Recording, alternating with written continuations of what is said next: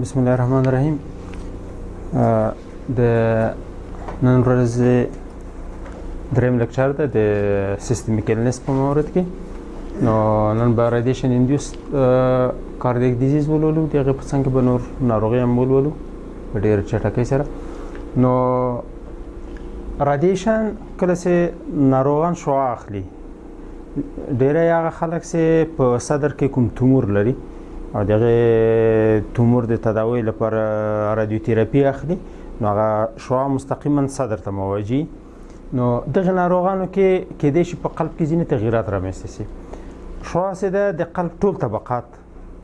متاثره کوي، اغیزمن کوي. نو په دې ترڅ کې کورونري ارتري، پیریکارد او دسام او مایوکارد دا ټول اغیزمن کوي سره. اوس که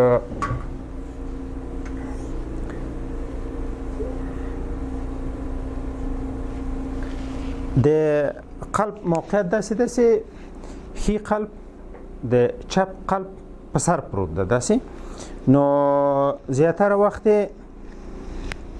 چې کله شعاع صدر ته راځي او یا کوم تراوما راځي په صدر باندې لګیږي، نو ښي قلب ډېر اغېزمن کېږي نظر چپ قلب ته.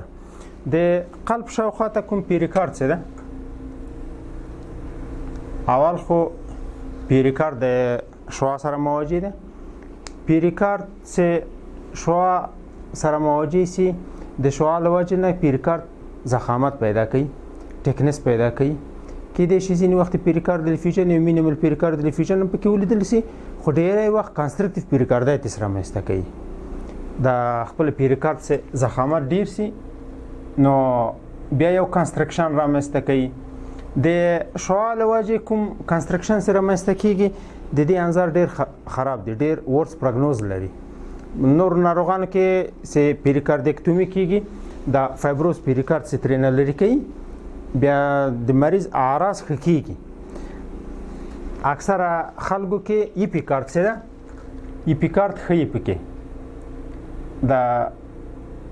سیروس پیریکارد خو دوه برخې لري که نه، یو ایپیکارد دی او پریتل پیریکارد ده.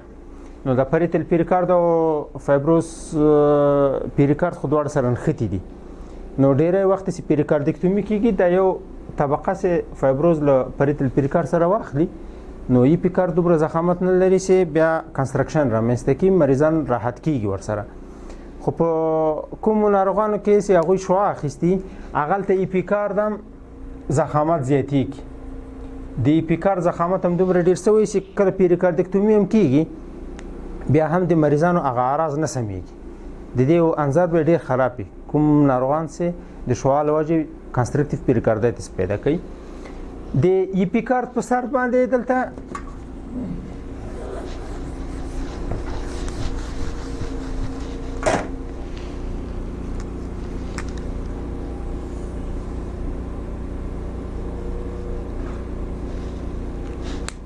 دلته د ایپیکارد په سر باندې کورونري ارتري دي، درست؟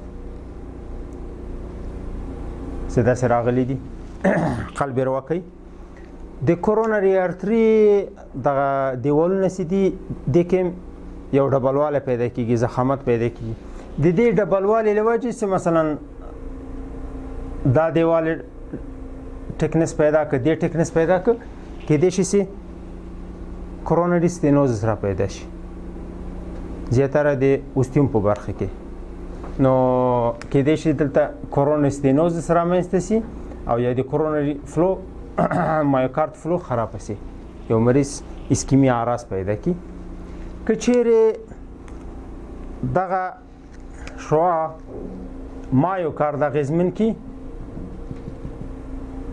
نو مایوکارد کې به هم یو ټکنس رامنځته سي، هلته به یو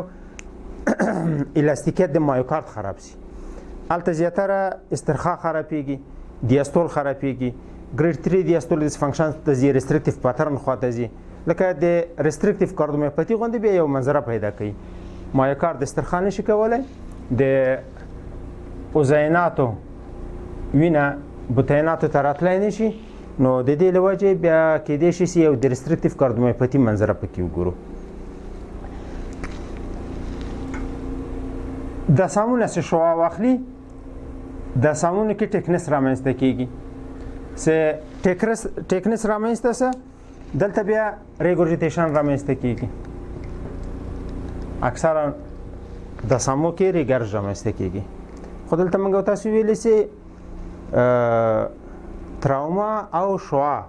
ارڅ په صدر باندې راځي نو هغه ډېره ښي خواته زړه اغېزمن کوي نظر چپ خواته د همدې لپاره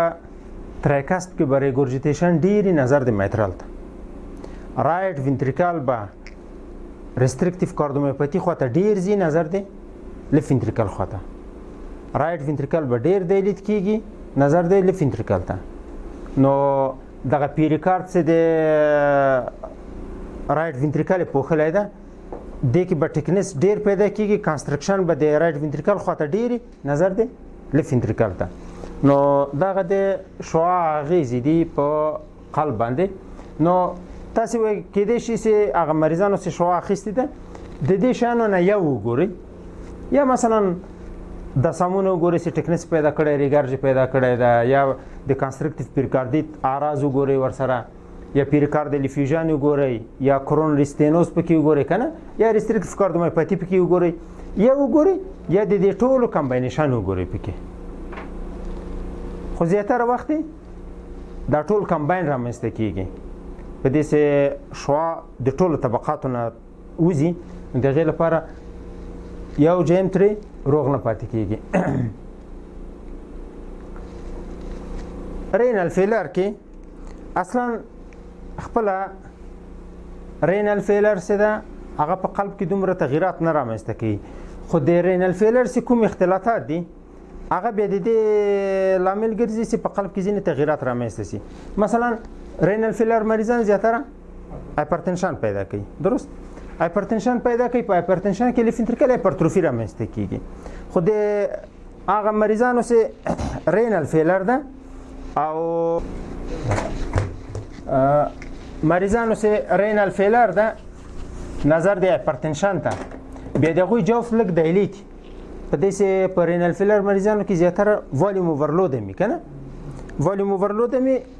نو پرشر اوورلود هم ده بیا د هغې له وجې لیفټ وینټریکل هم هایپرټروفي ده او هم دیلیت ده هم د جدارونو ضخامت ډیر ده او هم جوف دیلیت ده په هایپرټنشن د نورو مریضانو کې بیا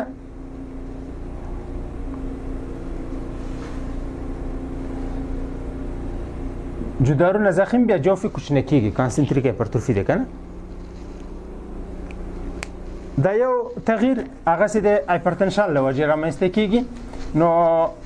بوتایناتو چې هایپرټروفي وکړله د هایپرټروفي له وجې خامخا بیا دیاستولیک ډسفنکشن رامنځته کیږي ګریډ 1 دیاستولیک ډسفنکشن بیا دویم ګریډ ته ځي بیا دریم ګریډ ته همداسې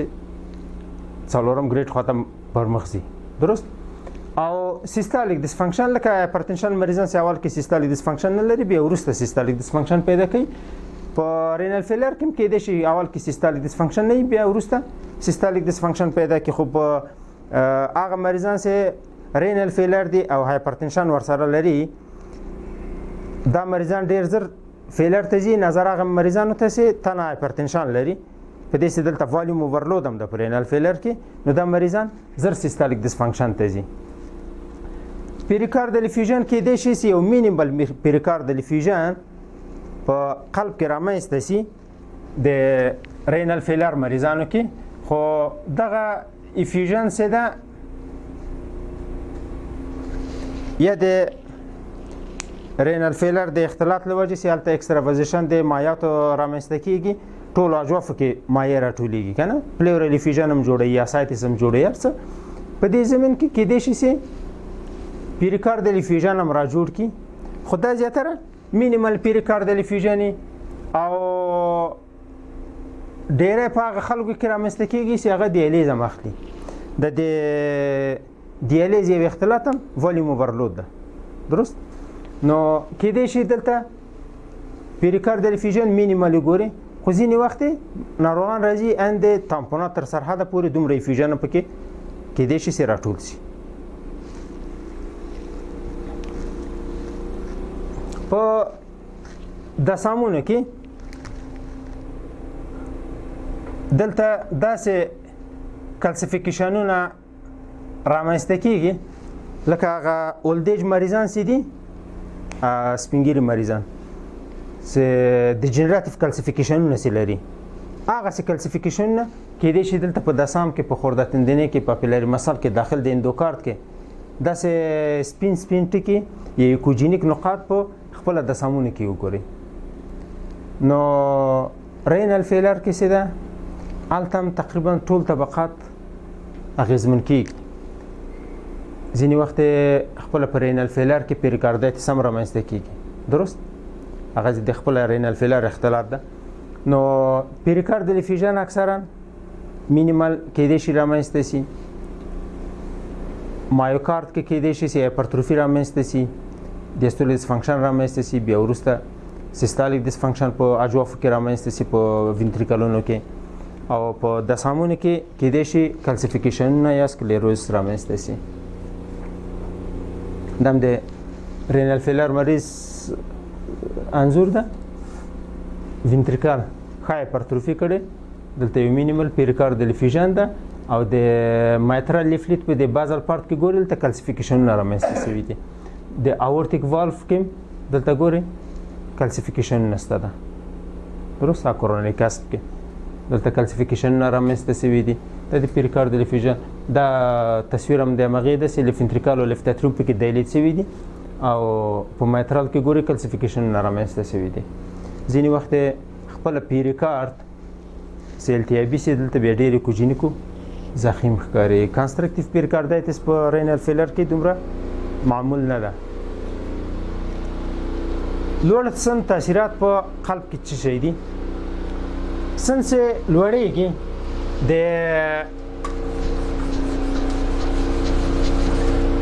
اورتا او د لیف وینټریکل ترمنځ یو زاویه پیدا کیږي نارمال حالت کې خدا سي ده اوس په پلکس کې موږ تاسو وګورو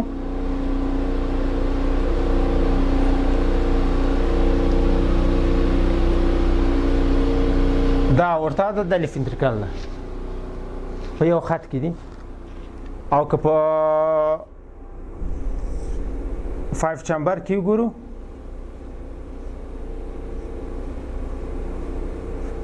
داسې یو منظره ده دا یو نارمل منظره ده کله چې سن زیاتېږي د اورتا او د بطن ترمنځ یو زاویه پیدا کېږي دا اورتا اوس داسې ده سن چې زیاتېږي له بطن سره داسې زاویه اخلي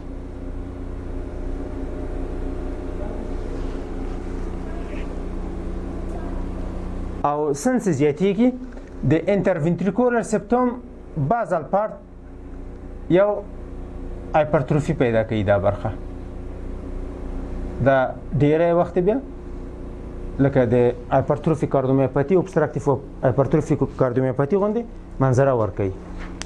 نو دلته چې زاویه پیدا شوله د وینې سي داسې به ځي بیا به داسې ځي په یوې زاویې به ځي مثلا دلته که چیرې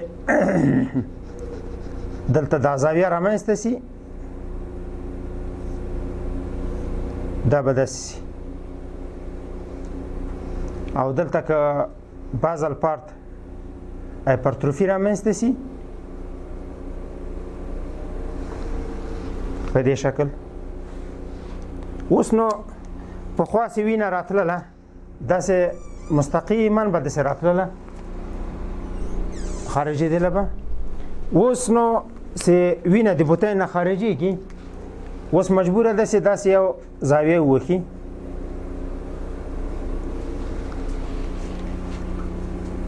داسې په یو زاویه کې به وینه خارجېږي د همدې لپاره ځینې ناروغانو ته چې راپور ورکوو چې بازل سپټل هایپرټروفي نو دغه مریضان که ډسپنې لري اګزرشنل ډسپنې لري دې ناروغانو ته باید دیجوکسین دیورټیک ورنه کول شي درست په دې سي دیجوکسین دیورټیک چې موږ تاسو ورکو کې دیجوکسین ورکل ته کانټراکشن زیاتو کانټراکشن هم سره زیات ک داسې دی خو تر وړاندې د فلو بندي د لیف وینټریکل مثلا دلته ګوري کدا د سره وړاندې سي دلته جې بندي دلته تزخ پیدا کیږي بیا اگزرشنل ډسپلین نورم پسې زیاتېږي او که چیرې دیوريټیک مریض ته ورکو دیوريټیک هم څه ورکړل حجم دلته کمیږي وینټریکل کې حجم څه کم څه بوتین مجبور د معاوضوي شکل ډیر کانټراکشن وکړي چې ستروک والیوم نارمل وساتي هغه ډیر کانټراکشن سره دا جدار لدی جدار سره لګيږي بیا اخري هغه ستروک والیوم را کمیږي اگزرشنل ډسپلین د مریض نورم پسې زیاتېږي نو د دې لپاره دغه ناروغان ک اگزرشنل ډسپلین لري به موږ تاسو نیگیټیو انټروپیک اجنټ ورته ورکو یا بیتا بلاکر ورکو یا کلسیم چل بلاکر بیرپامیل چې ورته ورکو دلته ازم چې د کانټراکشن رقم کې چې د مریض سرعت تنفس یا ډسپلین ورسره کم شي نو په اولډ ایج کې هغه خصوصا هغه ناروغان چې هایپرټنشن ورسره لري کنه نو زیاتره بازل سپټل هایپرټروفي پیدا کیږي اورتا د بوتین سره یو زاویه پیدا کوي نو د دې لامل ګرځي بیا چې اگزرشنل ډسپلین پیدا شي دا یو تغییر اولډیج د تقاعد سنو ته وایي دلته خو موږ هم اولډیج کې راځو خو د شپېتو نه پورته خلک دي صحیح ده degenerative calcification لکه پرینال فیلر کې څنګه تاسو ویلي degenerative calcification دلته را پیدا کیږي په جیکسن کې زیاتره په ابهار کې را پیدا کیږي د degenerative calcification هغه جوړېدلو میکانیزم تقریبا د اتروسکلیروټیک پلاکونو د میکانیزم سره ورتهوالی لري تقریبا هغه جوړښت د اتروسکلیروټیک پلاک غوندې ده نو دلته اوس انتما طبقه ده د شریان دا هم داسې راتوي کې په دسام باندې د خواته اندوکارد په نامه یادېږي درست دغه لکه دلته چې اتروسکلیروټیک پلاکونه دلته پیدا کېږي په انتما کې دلته کېدای شي په دسام کې دغسې پلاکونه تاسې وګورئ چې دې ته موږ degenerative calcification نه وایو دغه degenerative calcification ډېری وخت ریګورجیټیشن ورکوي خو ځینې وخت بیا ستینوز ورکوي اورټیک ستینوز ورکوي نو هغه ناروغان چې په دسام کې په اورټیک والف کې دلته یو کلسیفیکیشن ولري سنمجیږي او ته ورته راپور ورکړي چې degenerative calcification دا په دې معنا ده چې دغه ناروغ دی ډېر پرون ده اتروسکلیروز ته نو دا یو خطري علامه ده چې کېدای شي چې په کورونري ارتري کې اتروسکلیروزي نو د همدې لپاره چې جیکسن کې زړو خلکو کې چې اورټیک ستینوز د degenerative calcification له وجې رامنځته شوی مخکې له دې نه چې اورټیک والف ریپلیسمنټ ورته وکړي یو ځل ورته انجیوګرافي کوي انجیوګرافي ورته کېږي د دې لپاره چې کورونري ارتري کې خامخا ستینوزونه وي چې د عملیات نه مخکې باید هغه ستینوزونه رفع شي چې بیا مورټالیټي ریټ په عملیات وخت کې راکم شي نو داسې تحقیقات هم پې باندې شوي دي چې دغه ناروغانو کې چې degenerative calcification له وجې اورټیک ستینوز پیدا کړې ده تاسو وایئ که انټي لیپید اجنټ ورته ورکئ اتورواستاتین او سیمواستاتین دا دواګانې دا ورته ورکئ وایي دغه degenerative calcification نه کېدای شي راکم کړي ستینوز راکم کړي لږ تر لږه وایي که نه راکموي وایي داسې واقعیت ډېر لیدل شوي دي چې دا پروسس تاب کوي په اورټیک ستینوز کې موږ تاسو ویل چې ناتشرل پروګریشن لري یو طبیعي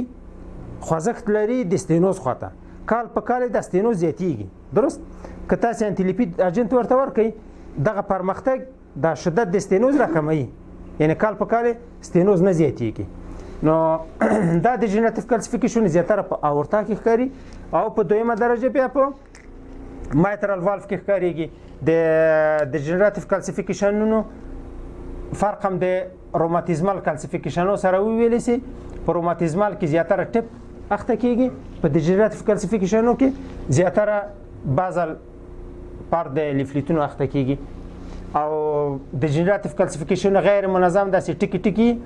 او روماتیزمال سي دي زیاتره یو صاف ټکنس پیدا کوي د سم بیا وروسته کلسیفای کیږي نو په مایترال کې د degenerative calcification سي دي ډېری وخت ریګورجیټیشن رامنځته کوي په مایترال کې د ستینوز واقعیت د degenerative calcification له وجې نه ډېر لږ دی په نشتون کې حساب دي که نه کېدای شي امکان شته داسې بیا ستینوز ورکړي خو هغه په نشتون حساب دي. زیاتره اورتیک او ډېر په ډېر کم وخت کې مایترال والف په باندې اخته کیږي. یو بل تغییر چې په مایوکارد کې راځي، په مایوکارد کې یو شخیره رامنځته کیږي. تاسو وایي هغه اولد ایج ناروغان وګورئ، هغه کې بیل دې نه کوم بل ناروغي یا هایپرټنشن ولري یا بل شی ولري کنه، یو ریلیکسیشن اب نارمالټي په مایوکارد کې تاسو ګورئ، یو دیاستولیک ډیسفنکشن ګورئ پکې مایوکارد سترخه خرابېږي. نو هغه کسان چې ورزش کوي وزن سم ده په هغه کې د دیاستولیک ډیسفنکشن کې دی چې په 15 کلنۍ کې رامنځته شي ګریډ 1 دیاستولیک ډیسفنکشن اب نارمل ریلیکسیشن، او په هغه کسانو کې چې چاغ دی او ورزش نه کوي هغه کې 40 کلنۍ نه وروسته پیدا کیږي ګریډ 1 دیاستولیک ډیسفنکشن. نو افغانستان کې د دې لپاره د خلک ورزشکار نه دي ډېر، د خاري خلک اطرافي خلک خو د قانکار دي، کسب و کار خپل کوي، هغه ته فزیکي فعالیت ډېر ده. خاري خلکو کې 40 کلنۍ نه پورته دلته زیاتره خلکو ګریډ 1 دیاستولیک ډیسفنکشن یا اب نارمل ریلیکسیشن شته. دا د سن تقاضا ده. داسې ایکو کې باید راپور ورکول شي چې ایج ریلیټډ دیاستولیک ډیسفنکشن ګریډ 1 کنه. نو که دغه ناروغ د سپنې ولري بیا د درملنې ته ضرورت لري، باید دوا ورکول شي، د دیاستولیک ډیسفنکشن تداوی ورته وشي. په دې چې ځینې وخت دا همدغه ګریډ 1 دیاستولیک ډیسفنکشن مریض ته داسې د سپنې پیدا کوي چې ته به وایې چې ایجکشن فرکشن به د دې راکوزه وایي 140 ته دومره د سپنې لري او دومره کریپټیشنونه لري په لنګ کې د همدغه ګریډ 1 دیاستولیک ډیسفنکشن له وجې نه. ځینې مریضانو کې تاثیرات ډېرې، خو ډېری وخت بیا اعراض نه ورکوي، ډېر ناروغان ورسره راحته ګرځي چې مشکل نه پیدا کوي. خو دومره داسې سپینګیري یا سپین سري خلک هغوی زر ستړي کېږي نظر ځوانانو ته، او هغه یو علت پکې همدا دیاستولیک ډیسفنکشن داسې رامنځته کېږي. بوتن چې سمه استرخا ونه کړي نو خامخا کم به ډکېږي، الاستیکیت خرابېږي. دا د سن تغییراتو. سارکویدوزیس دا ګرانولوماتوز ناروغي ده، یعنی په هر ارګان کې سره رامنځته شي هلته ګرانولوما رامنځته کېږي. دا ګرانولوما بیا یو کتله غوندې ده، بیا کرا نیکروز کوي او هغه ساحه تخریبېږي، بیا کرا د نیکروز بیا ایسته ورځي فایبروز خواته. درست؟ نو ګرانولوما چې ده زیاتره وخت په لنګ کې رامنځته کېږي، پلمونري کې ډېری وخت اعراض هلته وي. نو تغییرات په لنګ کې چې رامنځته شي، نو لنګ کې چې ګرانولوما رامنځته شول، نیکروز رامنځته شو، فایبروز رامنځته شو، خو لنګ کې تخریبات رامنځته شول په ریا کې. درست؟ په سږو کې چې تخریبات رامنځته شول نو هلته پلمونري هایپرټنشن رامنځته کوي. چې پلمونري هایپرټنشن رامنځته کړه بیا نو رایټ وینټریکل به دایلیټ کېږي، رایټ اتریوم به دایلیټ کېږي. د کورپلمونال مریض غوندې دلته بیا تغییرات راځي په قلب کې، پلمونري هایپرټنشن به ګوري پکې، او دلته به رایټ وینټریکل او رایټ اتریوم پکې دواړه دایلیټ ګوري. د سارکویدوزیس واقعیت په خپل قلب کې کم دي، یعنی داسې حالت چې سارکویدوزیس قلب اغېزمن کړي دا واقعیت کم دي. خو که چیرې رامنځته شو بیا نو هماغه ګرانولوما به دلته هم رامنځته کېږي. مثلا دلته یو ګرانولوما رامنځته شوله، دا ګرانولوما چې رامنځته شوله دلته تخریبات رامنځته کړه، تخریبات چې رامنځته شول دلته فایبروز رامنځته شو، فایبروز چې رامنځته شو دا ضخامت کم ده، قوت د تقلصیت نه لري، دلته چې فشار جګ شه دا ځای به شاته وځي، کېدای شي یو انیوریزم ورکړي. نو سارکویدوزیس ده د قلب زیاتره د بازل پارټونه، د بازل سیګمنټونه سي دي زیاتره دغه نیسي، انفیرو بازل نیسي او لاترال بازل سیګمنټ زیاتره دا سیګمنټونه نیسي. خو کېدای شي چې ټول بوتین ونیسي، دا اپیکس دا قسمتونه ټول ونیسي. د دې فرق بیا د انفارکشن مریض سره په دې کې داسې په انفارکشن کې دغه کورونري ارتري په بازل پارت کې ډیر قطر لري، اپیکس خواته ځي قطر کمیږي کورونري ارتري. دلته سه اتروسکلیروتیک پلاکونه رامنځته کیږي په بازل پارت کې. نو دلته قطر د شریان لوی ده، دا یو پلاک سه دلته رامنځته سم شریان ټول مکمل نه بنديږي. اکثرا په انفارکشن کې بازل سیګمنټونه سي دي د ایروا سمي. نو زیاتره انفارکشن مریضان سې کو کی ګوري د بازل سیګمنټونو ایروا اکثرا خي. ډیره وخت دغه انفارکشن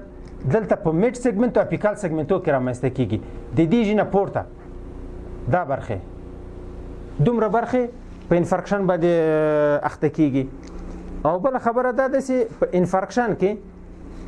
که مثلا دغه جدار اخته سي که د دې جینه اکینیزیا شروع سوله نو سیشیریان دلته بند کنه س دلته اکینیزیا شروع سوله بیا به تر اپیکس پوری ټول با کینیتیک سي. مثلا شریان دلته بند د دې جینه خو ته ایرو خراب وسله د دې جینه خو ته ټول ایرو خرابوي ټول جدار به مغه سي اکینیتیک سي. که مثلا دلته ایرو خراب سي یوازې دا قسمت وي. خو په سارکویدوزس کې او د نور ګرانولوماتوز ناروغي سي دي اوس چاګاسو د نور سي اوس به ولولو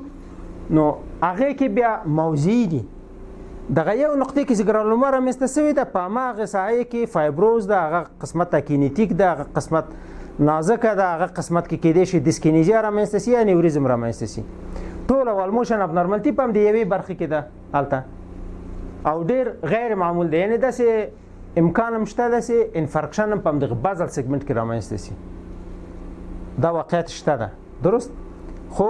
ډیر استثناء ډیر په کم واقعاتو کې تاسو 2000 3000 15000 مریضانو ګوري کېدې شي یو مریض دوه مریض د بازل سیګمنټ کې کوم نیوریزم ولینی یعنی په لاسها وزاره مریضان سي تاسو ګوري یو ناروغ به احتمالاً پکې پیدا شي کنه. خو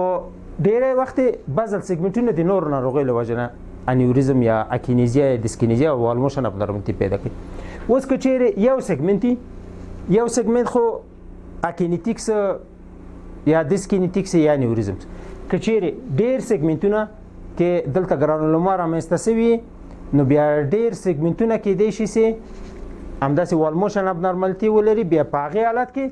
بیا نو به دا سیګمنټ سي مثلا اکینیتیکس فایبروس دا نو په دې حالت کې بیا به جوف ډیر دایلیټي زخامت د جدار به یو چیرته سمي یو چیرته به کمی یو چیرته به ډیر زخامت د جدار هم تغییرات لري. دا نو بیا تشخیص تفریقی د انفارکشن سره بیا ډیر مشکل ده. خو په هر حالت کې انجیوګرافي به مجبور یاستو کوو به مریض ته چې معلوم شي چې کورونري ارتري جوړ ده که نه جوړ ده. دا د سارکویدوز یا ګرانولوماتوز له وجې نه اکینیزیا پیدا کړې ده که خپله انفارکشن د مریض. دلته دا لیکلي دي چې کاردیاک انولومنت تقریبا په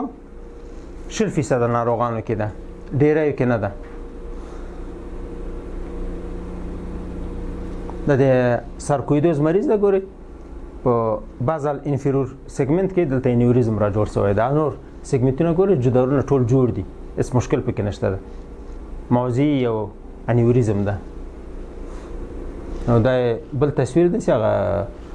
مریض پلمنري هایپرټنشن لوجه رایټ ventricular او رایټ اتریوم ډیلیټ شوی دي.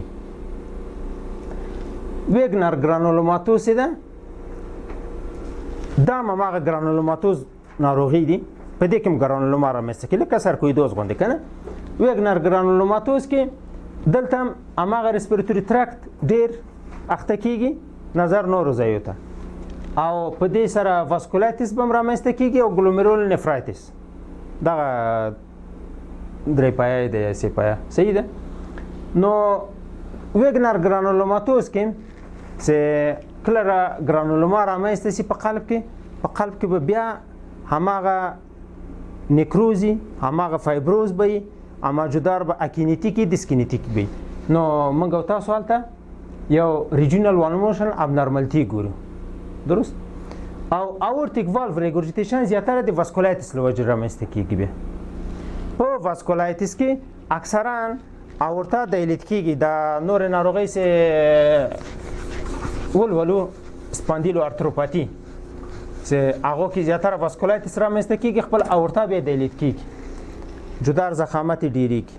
هغه الیاستیکیت لمنځه ځي نو هغه ته بیا اورتیک ریګورجیټیشن دی غیر وجه واسکولایتس لوجه رامنځته کیږي خپل اورتا دایلیټیشن اورتیک والف رنګ بیا دایلیت کیږي سکلیرودرما کې بیا اما سکلیروز او فایبروز ده نو په سکلیرودرما کې پیریکاردل فیوژن معمول ده تقریبا د دې ناروغانو نیمه وي پیریکاردل فیوژن لري که چیرې پیریکاردل فیوژن ونه درلوده تاسو یو ځلې تشخیص باندې بیا غور وکړئ نو پیریکاردل فیوژن پکې معمول ده په دې ناروغانو کې او سیستالیک ډسفنکشن تامپونات ته ډیر کم ځي یو مینیمل پیریکاردل فیوژن کې رئیسي ولري دوامدار شکل باندې ولري پلمونري هایپرټنشن هم خاص لکه د نورو ناروغیو غوندې کنه لکه سارکویدوزس غوندې ویګنر ګرانولوماتوز غوندې دلته په د سکلیرودرما کې سګي سي دي ډیر اخته کیږي په فایبروز باندې هغه سي اخته سول بیا د غیله وجه پلمونري هایپرټنشن رامنځته کیږي بیا کې د شي یو کورپولمونال منظر موږ ناروغانو کې وګورو مایوکارد څه ده کم اخته کیږي خو که اخته سه بیا مغه فایبروز رامنځته کیږي څه فایبروز رامنځته سه لکه د نورو ناروغي غوندې والموشن اب نورمالټي به رامنځته سي یو قسمت څه د مایوکارد فایبروز لري هغه به نازکه هغه به کینیتیکي هغه به ډیسکینیتیکي کې د شي انیوریزم پیدا کی په غي برخه کې کنه نو دغه سي والموشن اب نورمالټي پیدا کیږي او کچېره ډیره برخه دغه سي فایبروز ولري نو بیا به سیستالیک ډسفنکشن رامنځته سي یو قسمت نازک کینیتیک دا قسمت نازک کینیتیک دا قسمت نو دلته یو سیستالیک ډسفنکشن کې د سي رامنځته سي جوف به دایلیت پکې نو زیاتره سکلیرودرما مریضان وای کچېره هارت فیلر پیدا کی نو هارت فیلر لوجه بیا مړ کیږي په سپسس کې څه ده یا انتاناتو کې لف ventricle دایلیت کیږي سیستالیک فنکشن را کوزیږي سیستالیک ډسفنکشن ورکوي نو د سپسس مریضان سي دي ډېری وخت سي ګوري لکه دایلیټډ کاردیومایوپاتی مریض غوندې جوف دایلیټ سیستالیک ډسفنکشن که چیرې مخکې د سپسس نه ناروغ دی لیدلی نه وي نو ته به فکر کوې یو دایلیټډ کاردیومایوپاتی مریض ده اوس انفیکشن پیدا کړی ده اجواف دایلیټ سیستالیک ډسفنکشن لري که چیرې مخکې د انتان نه مریض ته اکو شوي هلته وګورې چې قلب وخت نورمال و جوړ و هېڅ مشکل نه درلوده مریض میکروب پیدا کو بیا سپسس ته ولاړه نو سپسس نه وروسته چې کله په هغې وخت کې مریض ګوري چې دسپنې پیدا کړله چې ګوري مریض اجواف دایلیټ سوي دي سیستالیک ډسفنکشن رامنځته کړی ریګورجیټیشنونه دي په داسې حالو کې یعنې لکه د دایلیټډ کاردیومایوپاتی مریض غوندې نو خطو بیا په دې کې ده چې کله هغه انتان تداوي سي سپسس له منځه ولاړ سي دا سیستالیک فنکشن بیا بیرته خپل نارمل حالت ته راځي نو دغه سیستالیک ډسفنکشن څه ده د اندوتوکسینو د تومور نیکروزس فاکتور ان د انټرلوکین له وجې د سیستالیک ډسفنکشن رامنځته کیږي دغه هماغه التهابي میډیاتورونه دي چې افرازیږي نو دا مایوکاردل ډپریسانتونه دي مایوکارد ډپریس کوي او سیستالیک ډسفنکشن منځته راوړي د هغه میکانیزم د کاسپاس 3 پکې فعال کیږي او دا خو موږ تاسو ته دومره ضرور نه دي خو ځینې وخت په سپسس کې مخصوص انتانات یعنی هر انتان ضرور نه ده چې یو سیستالیک ډسفنکشن ورکړي ځینې وخت مثلا په چاګاز ډیزیز کې دلته فایبروز رامنځته کیږي وینټریکولر انیوریزم لکه د ګرانولوماتوز ناروغي هم سی ویل کنه چاګاز کې دغه سه فایبروز رامنځته کیږي انیوریزم کې د شي رامنځته سي مثلا په توبرکلوز کې کېدای شي که یو کنسترکټیو پیریکاردایتس رامنځته شي، یو پیریکاردل افیوژن رامنځته شي، یا په وایرال امراضو کې کنه یو پیریکاردل افیوژن رامنځته شي، او کېدای شي په ایکینوکوکوس ګرانولوزس کې او یا په توبرکلوز کې یو کتله وګوري، یو توبرکلوما وګوري په قلب کې، یا هایداتیت سیست یو شی وګوري پکې کنه. ځینې انتانا دي چې هغه کتلات را جوړوي په قلب کې، نو کېدای شي چې یو هایداتیت سیست په قلب کې وګوري او یا توبرکلوما وګوري، یا ځینې ناروغۍ دي چې پیریکاردل افیوژن رامنځته کړي او یا وینټریکولر انیوریزم رامنځته کړي لکه چاګس ډیزیز غوندې کنه، او ځینې انتانا دي چې هغه د مایوکاردایتس له وجې بیا سیستالیک ډسفنکشن رامنځته کوي. چاګس ډیزیز چې ده یا امریکن تریپانوزومیازیس، په دې کې زیاتره وخت که قلب یې ونیو په قلب کې هماغه نیکروز او فایبروز رامنځته کېږي، لکه په سارکویدوزس کې او په ویګنر ګرانولوماتوز کې چې موږ ویلې، په سکلیرودرما کې مو ویلې، په هغې کې د هغې ریجونل وال موشن ابنارمالیټي چې رامنځته شولې، کېدای شي وینټریکولر انیوریزم رامنځته کړي، په هماغه قسمت کې چې فایبروز رامنځته شوی ده. دواړه بطینات کېدای شي چې دایلیت شي، جدارونه کېدای شي چې نازک وي، ترومب کېدای شي چې ولیدل شي. البته دغه ترومب چې ده دا حتمي نه ده چې دلته خو ذکر شوی ده په چاګس ډیزیز کې، خو سارکویدوز کې هم که انیوریزم رامنځته سهار له وجې که ویګنر ګرانولوماتوز یې که سکلیرودرما یې که نه له هرې وجې چې هلته فایبروز رامنځته څه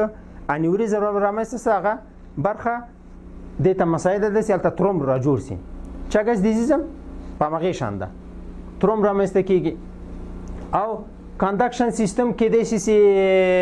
متاثره کېدای شي چې مثلا لیفت بنډل برانش بلاک او رایټ بنډل برانش بلاک او کمپلیټ بلاک او دا شیونه هم رامنځته کړي. دا نو یوازې د بلاکونه د چاګس ډیزیز پورې اړه نه لري، او ویګنر ګرانولوماتوز کې هم دغسې فایبروز رامنځته کېده شي، په سکلیرودرما کې هم کېدای شي دغسې مشکل رامنځته شي، هلته په سارکویدوز کې هم کېدای شي چې که دلته انټروینټریکولر سپټم ونیسي، دلته کوم ګرانولوما رامنځته شي، خو خامخا هغه کانډکشن پاتوی چې ده هغه خرابوي، نو هغلته کېدای شي چې بلاکونه رامنځته شي. نو دغه موضوعي فایبروزونه او ګرانولوما او انیوریزمونه او دا شیان چې دي، نو یو خو به دا تشخیص تفریقي وکړو چې کورونري ارتري ډیزیز شته ده که نه، دا خو معمول علت ده د وال موشن ابنارمالیټي، که نه و بیا د دې و ترمنځ بیا تشخیص تفریقي مشکله ده چې ته بیا دا ووایې چې دا چاګس په ایکو کې ورته ووایې چې دا چاګس ډیزیز ده، دا ویګنر ګرانولوماتوز ده، دا سارکویدوز ده، دا سکلیرودرما ده، د څه شی ده؟ نو دا شی بیا په ایکو کې موږ تاسو تشخیصولی نه شو. د دې د هر مریضۍ لپاره بیا ځانګړي هغه تشخیصیه لابراتوري معاینات شته ده چې یا بایوپسي ده یا نور شیان دي، وینې معاینات دي چې موږ تاسو په هغې باندې تشخیص کوو. دغه زه دا به بیا سبا ته ولولو.